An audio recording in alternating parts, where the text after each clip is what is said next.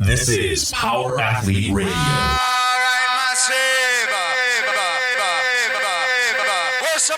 With your hosts, Denny K, Professor Booty, and the Luke Summers. And now, pose forward, hips locked, shoulders set, and retract those scapulars. It's time for some knowledge bombs.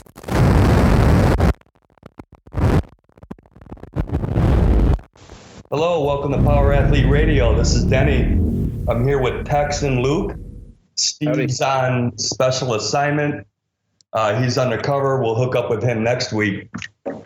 Gentlemen, how we doing? Great. Not bad. What's the latest story coming out of PAHQ? I see the team series got some new information.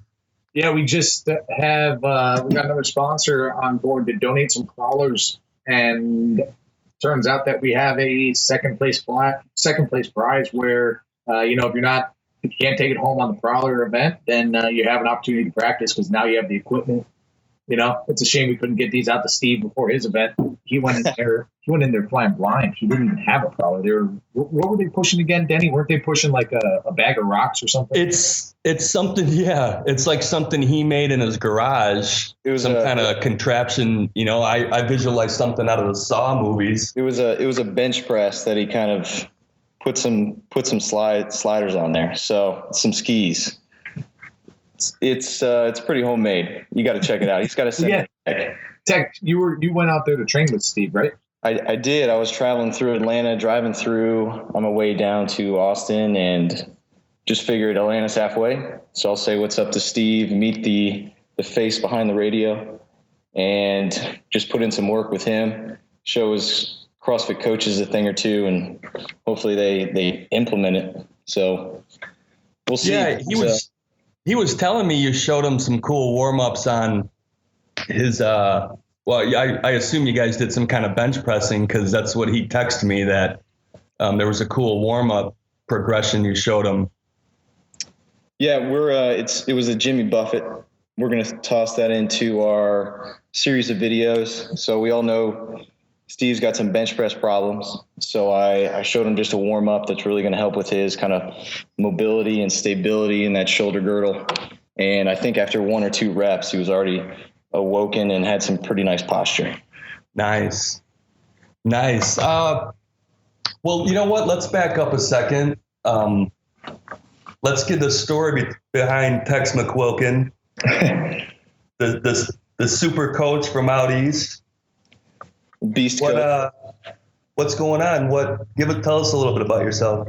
I moved to DC for school. I was a lacrosse player and just kind of stumbled upon CrossFit somewhere along the way. And then in grad school, I was coaching lacrosse, and CrossFit wasn't going to work for us. And by chance, I found CrossFit football summer 2009, and I fell in love with it. So I had these players that I could use as guinea pigs and really practice my coaching. I thought it was great. So I knew I had to get to a cert as soon as I could, and that really changed direction and everything. So I even went away from what I was studying in school to focus on strength and conditioning, and really the way that John and Raf just presented the information, that was everything. So seeing their investment, their just composure and belief in this material, that really set my path to become a strength and conditioning coach. So after school, I became a head coach at a CrossFit gym. And after a few months, we really picked up membership and we could bring on another coach. And I had met Callie a few times, and this is when I reached out to her and I knew she was the second half of our program. So I invited her to come train with me. I told her about CrossFit football and what we did at our gym, and after a while, she finally got on board with what we were doing, and it was a perfect match. Mm-hmm. She had what you couldn't teach as a coach, so I knew she would just fall in line. Like, as we've seen her personality really come out on the radio show, and those of you who've been to the seminar or at Balboa, Callie. So it just kind of fell in line and really allowed us to create something special. So we definitely had a CrossFit football biased gym going on, but we built some strong, fun, hardworking individuals and something to be proud of. Nice. And you totally went in 100% and wound up on the coaching staff, where you actually get to go, with Luke and Callie and Ben and teach these certs. What element do you bring? Do you feel that you bring to the certs? Charisma, personality, sense of humor, looks, vertical jump. Let's see, what else? One-liners. One-liners are important. You got to have those. Yep. So since coming on, I've made a full transition into college strength and conditioning. So I can give just different experiences. I know a lot of the examples we use at the cert are from CrossFit Balboa, some professional athletes that have come in. So I'm at a disadvantage being on the East Coast and not being a part of the staff just every day. So I've had to really just pick up some ground, but working with some athletes, some collegiate young people that can really adapt easily and be challenged. That's really just jumped my progress. And I kind of bring those examples to the cert. I work with more sports than football, so I can bring different examples of how this program carries over to different sports, lacrosse, even rowing. So I think that element really helps this program, and people see it as more than football or CrossFit. And not only that, a lot of people have this perception, Denny, that in collegiate strength and conditioning, everybody's got it figured out. And we're hearing back from Tex, who's been involved in a couple of clubs, like it's not that. There definitely is a better way to approach some of the things they're doing in some of these programs. But just like when John talks about what they did at the NFL, once they get into training camp, what their strength and conditioning would look like. It's not this crazy, like what you see on Under Armour commercials. It's about not hurting your players. It's about keeping your $1 million athletes healthy and moving well and keeping everything oiled and greased. So, yeah, it's completely different from the CrossFit scene. Kind of CrossFit's this health promotion almost, just getting people healthy, reaching their goals and all this. And this is 100% performance based. John always says it, the first coach fired is the strength coach. So I used to take stuff way too seriously, and Callie will tell you as soon as she went out to California, it's a whole different atmosphere. But I really love the college scene because every day I have to be on point 100% because I can't hurt anyone. It'd be my ass. So yeah, it's a whole different training atmosphere. Performance is everything, and I love it. Yeah. And, kind of going along with the idea of maintaining like a collegiate athlete, I can kind of get some background as to the article that you recently posted on powerathlete.com, the importance of a warm-up. You even termed a pre-warm-up warm-up. And it kind of makes sense when your responsibility for these athletes is safety. You're going to spend the extra time warming them up. I really like how you kind of separated stability and mobility, defined each one, and then went and presented, some data as to the importance of the progressions in both and why and how they translate into on the field. I thought that was great. How long did it take for you to write an article like that? I mean, I went pretty in depth. Well, I didn't think it was in depth at all. I even told Luke, this is just a summary almost, but it just a couple of days. But I've been having these thoughts for a long time, and I'm just starting up with the second college club right now, and just seeing how they do things differently. And I'm not in a position to enforce my opinions at all right now. So just I wanted to get some thoughts on paper about warm-ups and how important they are for not only just getting guys ready to lift, but also how to lift properly, how to move properly, and how that weight room, that link to the field is not there unless you're moving properly, you're lifting properly. So I just really wanted to kind of get something off my chest that's been bothering me, and I can't really say anything yet, but it's important, and there is a missing link out there. So we're trying to fill that gap, fill that void for strength and conditioning. Yeah. And there was some talk on the CrossFit football blog too. I think it was between Dreadlocked and maybe John G. And they were talking about how they're both, sounds like they're both CrossFit coaches, and how do they implement some of the information that you learn at the CrossFit football seminar into a more general CrossFit class. I know I kind of have the same challenge. I take posture and positioning and try and emphasize that in our CrossFit classes at A3. We take about 10 or 15 minutes to do our version of a dynamic warm-up, and depending on what movements we're going to do is going to be determine how that warm-up is structured. And what you're calling like positioning or posturing, I kind of call that joint integrity. And I think that's important. And it is kind of in a world where everything's rushed and, we want everything in a second, it's easy to kind of go into a workout and want to hurry up, warm up, and then start, banging some weights. And,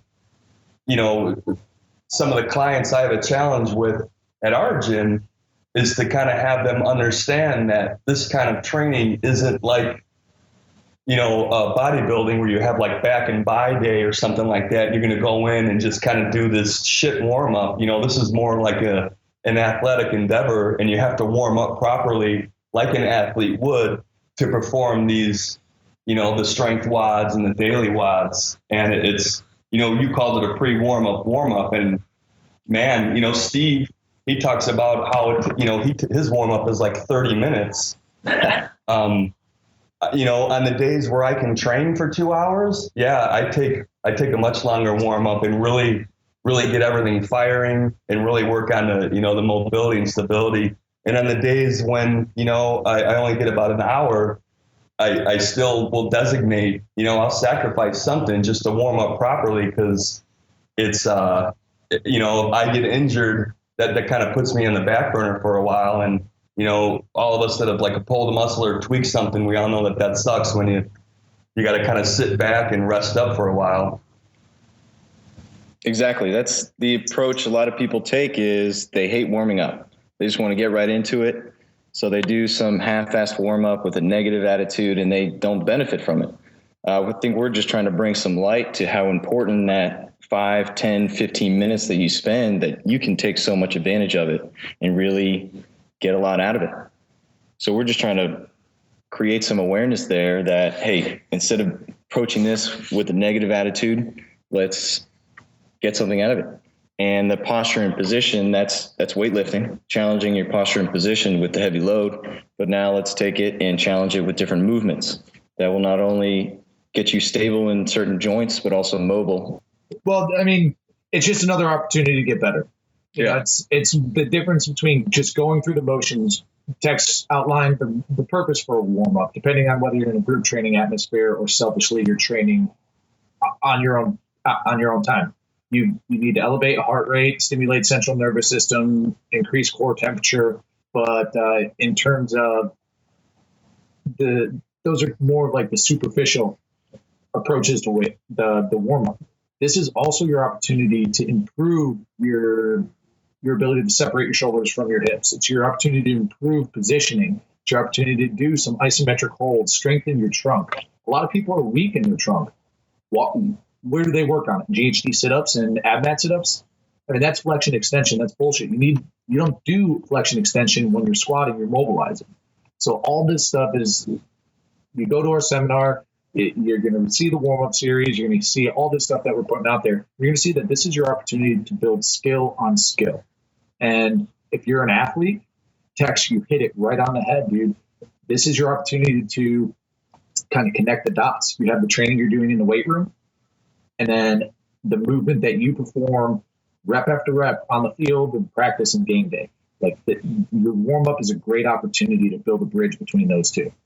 And, but it's hard. It's boring. It's not sexy. There's no cool names to it. People don't get peeled off the floor. It's easy to quit on.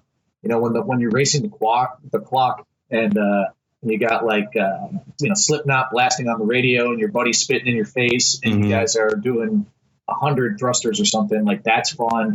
It's intense. You're never going to quit, but you'd be amazed how many people quit in these warm-ups when we roll them out at the seminar. And they say it's the hardest thing. What else do they say? Tex, like they're humbled in the fact that they can't move correctly. They don't even understand what position they're in. Yeah. Telling them to get your shoulders organized, and they're going, they are, and their deltoids are in their earlobes and they're not retracting depressed. It's like, it's a huge, even like in the comments on your post, Tex, where people's warm-ups are. That's why I listed that question. I told them list your warm up. Yeah. I was expecting these kind of routines.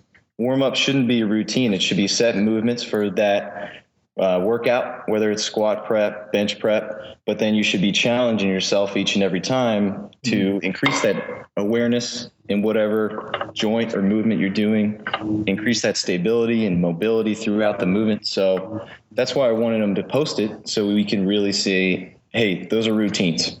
Yeah. And people are going to be like, oh, I've been doing it wrong the whole time. I'm such an idiot. No, I mean, you're avoiding injury. You're hitting those improving, increasing central nervous system, elevating heart rate, increasing core temperature, doing all the things you need to do to stay safe during your workout. What we're saying is it's just not optimal. And at the end of the day, that's what this whole thing's about. It really is no frills. There's not a lot of complexity to it, but it takes a lot of discipline to operate under optimal circumstances day in and day out. And what we realize is it's not super sexy to do that sometimes, but guess what? It'll make you better. We see it in our training. We see it in our athletes' training. We hear feedback from people who've been to the seminars. I mean, it's all really cool stuff. So. Yeah, I took a kind of a end of the year survey with the past athletes that I worked with. And the biggest thing that they said, the number one thing was just increased body awareness.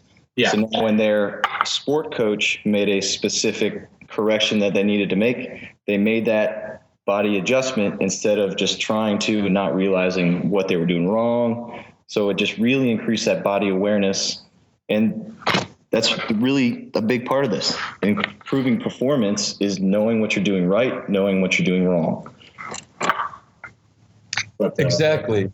I mean, I get that question too when I'm warming up a group and, they're doing like a Spider-Man stretch or whatever. And they're asking me, what's the purpose of all this, or like the child pose. Ever since you guys posted that video, I thought it was a great movement. And, I got to go through this explanation of how it correlates into everything. You guys preach the neutral spine in the pull-ups, and every we have like an elements course for the new people coming in, and that's the first thing I tell them. Neutral spine. Don't try to reach your chin over that bar, and everybody does it. And even after I explain it, they still do it. It's some kind of natural. Instinct to reach for that chin over the bar thing. Drives me crazy, but I can understand where it comes from. Nobody's ever really just kind of talked to these people and explained it.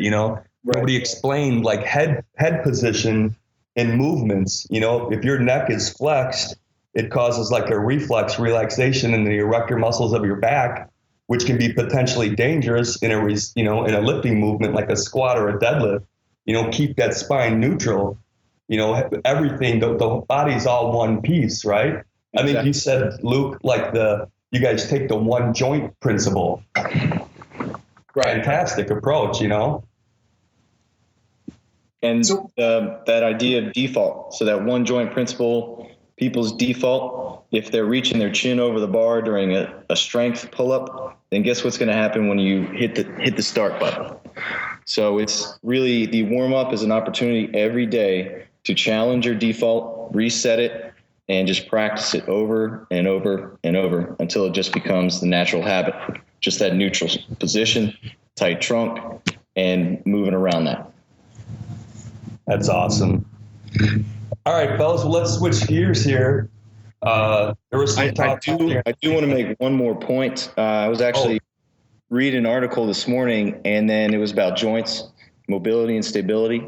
And the point is, mobility, these joints you should focus on for mobility is ankle, hip, thoracic spine, and the genohumeral joint at shoulder. And then joint stability you should focus on are knee, the lumbar, spine, and your scapulas.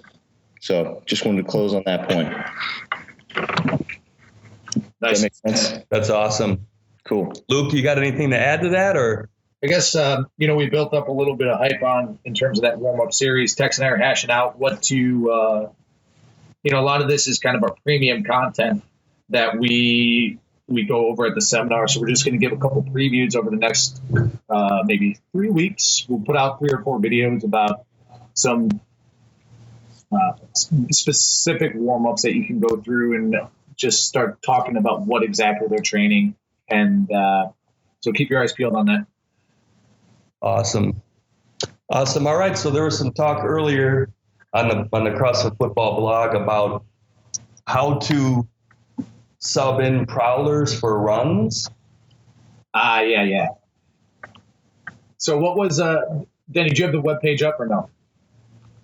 I don't. I can obviously go there. I think it was the question was something like he's a grad school student. He's been following CrossFit Football. He bangs weights, but some days he's just trashed. Instead of a DWAD, could he throw in a prowler? And I saw the comment pop back with, "What are you training for?" And it all kind of sorted itself out. But understand what the DWAD is for. It's your opportunity. It's our opportunity to program a couple of things: the accessory work. It's our ability to work on psychology discomfort. It's our ability to add some volume to the overhead lifts. But it's kind of a Swiss Army knife for us. If at the end of the day you're trying to get sweaty and you just need to kind of do your thing, crawlers are great. We do them all the time at our gym. The great thing about them is, at least for me, just like man, his name's escaped me, but just like you said, that there's no eccentric loading. The crawler, the row intervals, it's a great way to get sweaty, kind of build up a little metabolic base, and not trash yourself for the rest of the week. So especially if you're feeling a little trashed or drained and you just want to get some hard work in, doing a couple prowler ladders or prowler pushes would be a good option. But if, let's say, we program a run, prowlers and running are not the same thing. What do we say at the seminar, Tex? Train fast, be fast? Train fast, be fast, train slow, be slow. I didn't know if we lost you. But you're like, we say about 5,000 things, and we say 400 of them are Fast and Furious quotes.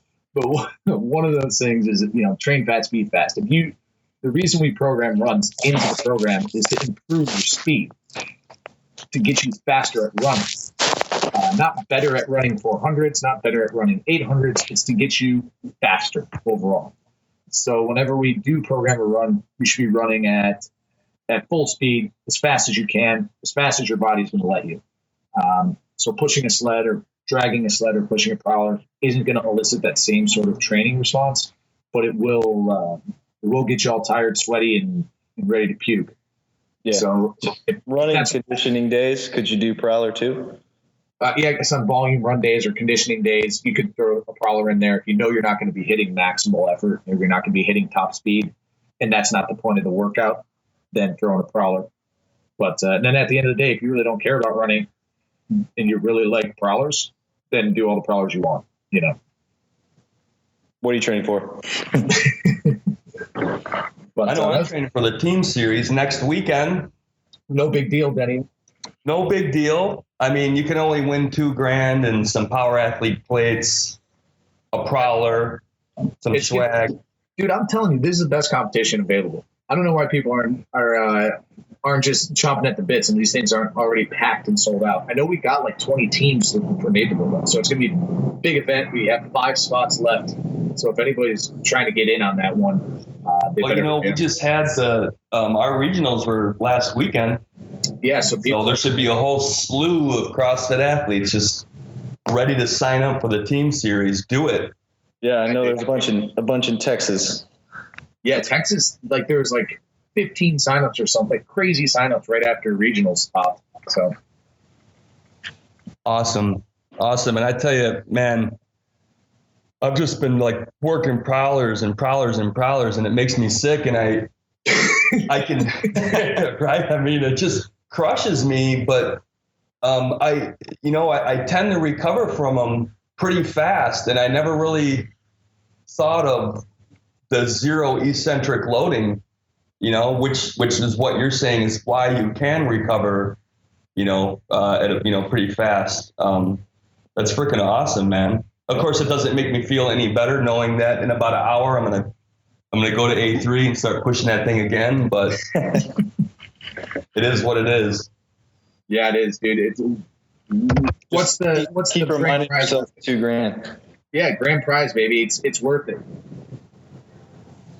It's worth it just to go experience it. I mean, for the people who aren't athletes, who follow, CrossFit football, follow the workouts. I mean, right to the detail. So anally, if it's nice to be presented like an opportunity to display all that hard work that you've been putting in, the sacrifice at home and going to bed early and just doing all that. I mean, if you're just doing it for pure aesthetics, great. But, thank you for putting, and Callie and Tex, thank you guys for putting together, a chance for us to kind of go to these competitions and kind of put ourselves out there, Hey, the movements that we've been practicing. I mean, it's phenomenal, and everybody's got to kind of seize that moment, in my opinion. Anything for you. And Tex, what do we say at the seminar? You're killing me here. People helping people. People helping people. People helping people. That's powerful stuff. A nice warm moment on Power Athlete Radio. I love people you helping too, man. people. I love you too. I'm gonna go grab my pink blanket and kind of curl up next to your barbell. Curl up next to it with my barbell. We had a pink prowler at the Baltimore team series. I think. Yeah, that was. Was that the winning prowler? Negative. I think they got last. Oh, that's a bummer. The winning prowler had the GoPro strategically placed. Yeah, dude, how about that? It was. We got a ton of video. There's gonna be some killer videos once I have enough time to go through all this stuff. But anyways, Denny, what else do we got to cover, man? We got a Power Athlete Radio submission. Okay, what's up? Dave Smith. He says, in the spirit of the question, what are you training for? I am curious to hear your thoughts on my question. I know the CFFB training was developed by John and uses his experience as an O lineman in the NFL. It is easy to see how his training can benefit all positions, not just O linemen. I am a defensive back, and I'm curious to hear if you would recommend any adjustments to the CFFB training based on position. If so, what, why, and ECG. Thanks for all the help, the website, and everything. All right, so I guess to clarify, yeah, John was an offensive lineman, and in the training methodologies, the philosophies that we implement are not necessarily based off his experience as an offensive lineman. It's his experience as training as a professional athlete. So when these guys would be in the off season and training together, it wasn't necessarily position specific. Everybody needs to improve upon the same biomarkers of performance. Where the individualism would come into is, okay, what's jacked up on this guy? What's broken on this guy? What do we have to fix on this guy? But the training's designed to make you stronger, faster, and more powerful, regardless of whatever position you play. That's why Texas lacrosse guys, they get benefit from it. That's why tactical guys, they get benefit from it. We even had a couple baseball players. A baseball player recently wrote into John saying that he's smashing it because of the program. So it's really, the name is CrossFit Football because of John played football. But the training system itself is geared towards any power athlete, any athlete that's going to benefit from these things. So what changes would we make? I wouldn't necessarily change anything. There's only scale, but if he's a smaller guy, but that's probably about it. Yeah, if the weight's too much, you can scale it back. But everybody remembers John's post about scaling, and life doesn't scale, sport doesn't scale. But at the end of the day, the training also has to be safe. So I wouldn't necessarily change anything. And again, the role of this site as being a strength and conditioning resource, and the program that is CrossFitFootball.com, it's sport agnostic, like I said. So when you go do your skill work, or when you're in your training camp, or when you work with your sport coach, you do your sport specific type stuff. And we don't pretend to get you in football shape. That's what your sport is for. Yeah, practice gets you in shape. Right. So do you think I answered that question there, Denny? I do. Maybe he's thinking as a defensive back, he needs to have more running or something like that. But even most football plays are 5 to 10 seconds, So, when I read this email, I kind of get the feeling maybe he's saying, as a defensive back, do I need to increase my endurance or something like that? And the answer would be no. Like the programming, an offensive lineman is going to be, short bursts of power for, 5 to 10 seconds maybe. Same thing for a defensive back. You're going to start from your athletic position, backpedal, explode. Maybe go 100% for a few seconds, then you're going to slow down and go back to the line and do it over again, 90 times in a game. Yeah, essentially what we're training is energy systems and movement. Those are universal, and if you have good movement and you have a big motor and you're high horsepower, you can do it over and over again, then you've got the components. And once practice starts, he's going to do that 100 times during practice in that 2-3 hours. So that's when he's really going to get his reps and reps and reps and conditioning for his position specifically. So during the off season, we're just getting him strong, powerful, fast. And when he really gets into that sports specific stuff, he'll be ready. So never go into season in shape. Your practice will get you game ready, game shape. Awesome. Well, I think that's it for the show. You know what? Episode 13. I mean, we're stepping up with the big boys now. Yeah, we're teenagers, dude. Like we teenagers. Do you remember, Denny? Do you remember what you were doing when you were 13? What was I doing? I was playing football. Dude, when I was 13, I think I wanted to be a ninja or something like that. I was outside playing, climbing trees.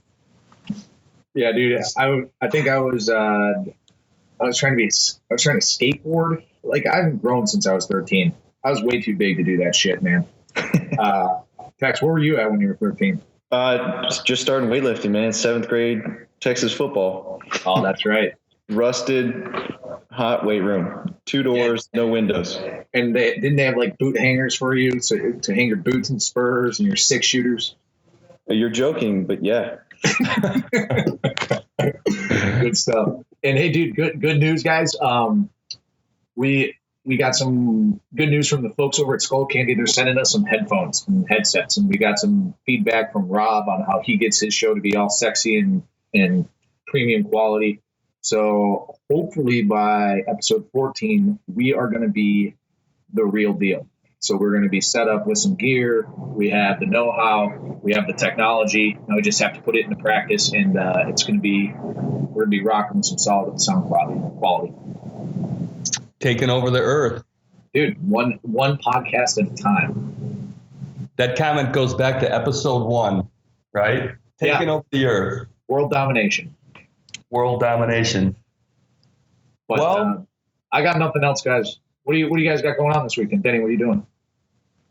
This weekend, you know what? We got our team training on Sunday. Saturdays, my little girl's birthdays. I got a 2-year-old and a 1-year-old, and the 2-year-old was born June 4th. The 1-year-old was born June 30th. So we're just gonna kind of combine their parties, and we're doing that Saturday. And then, like I said, Sunday it's just going to be team series training, and you know, pushing prowlers, benching heavy, you know, all that fun stuff. Nice. Tex, what about you guys? This is my first real weekend off in Austin, so I'm going to go exploring. Nice, dude. Go find an adventure. Get yourself in trouble, but stay out of it. You know what I mean? Yeah, can't get in trouble here. Yeah, me, Ben, and Callie, we're jumping on a plane tomorrow at 6:30 out of LAX, and we finally land in Rhode Island at like 5:30, 6 o'clock. So the adventures will ensue, and most likely probably be a great experience. We got a seminar of like 30, 35 people over in Rhode Island, and we're going to knock it out of the park and open some people's eyes to the world power athlete training system and CrossFit football training program. That's awesome. Power athlete, man. It reminds me real quick before we call it a show. A couple weeks ago, I went down to the Alico Sport Training Center in Chicago, and I was lifting weights with John North and a few other people, and he asks the group, he's like, how many people, you know, are CrossFitters? And a few kind of raise their hands, and I didn't raise my hand. I don't consider myself a CrossFitter. And then he's like, well, what about weightlifters? And then a few raise their hands, and he looks at me and he's like, well, you know, what's up with you, man? What are you? And I thought about it for a second, and I was like, I'm a fucking power athlete, man. And he just lit up, dude. He loved that answer. Awesome, dude. So power athletes taking over the world. I mean, but I wasn't trying to be like cliche, but I mean, I really sat and thought about it for a minute. How would I define myself? You know, and it's exactly what, you know, you guys are preaching. That's how I define myself, as a power athlete, you know? Yeah. And he got a big kick out of that. And then we went and PR'd on snatch and clean and jerk. No, Denny, I'm in the same camp. I visit, usually people visit CrossFit gyms. I kind of search out universities and lift with other coaches, and I definitely define myself as a power athlete. I know this question I didn't answer, but what are you training for? And what I'm training for is basically spread the good word of the power athlete, because coaches, they see strong kids all the time, but they don't always see good movement. So I want to be a strong kid with good movement. So that's what I'm training for, and just spreading the good word for power athlete. You're the man, Tex. I like it. I'd also like to ask if there's any other collegiate strength and conditioning coaches that use our program. Coming out of the woods, let me know where you are. I'd like to talk to you. There you have it. All right, awesome, gentlemen. guys. Good show. I think that's a go. I bet you Steve's going to feel like he's missing out. Because this is such a good show. I know. He'll be back and ready to kick some ass next week. Yeah, for sure. But all right, guys. Well, I got to run. Cool. So, yeah. All right. Well, thanks for joining, Tex. It's good to talk to you, and we'll talk to you guys next week. Yes, sir. All right. Take care, guys. All right, guys.